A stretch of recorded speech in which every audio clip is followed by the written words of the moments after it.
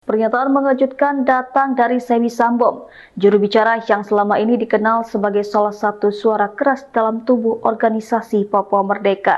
Sebi dalam pernyataannya yang terekam pada Senin 28 Juli 2025, secara terang-terangan mengakui bahwa perjuangan kemerdekaan Papua tidak akan pernah berhasil jika egoisme dan perebutan kekuasaan di antara para pimpinan OPM terus berlangsung. Pernyataan ini menjadi pukulan telak terhadap klaim soliditas dan arah perjuangan kelompok separatis Papua. Pasalnya OPM kerap menampilkan diri sebagai representasi dari aspirasi rakyat Papua.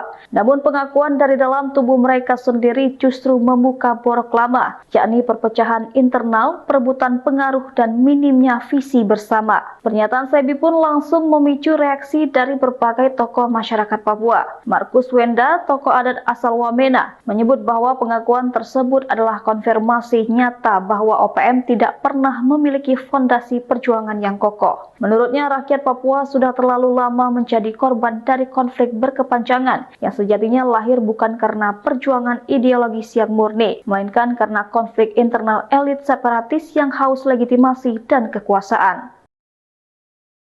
Download Tribun X sekarang, menghadirkan lokal menjadi Indonesia.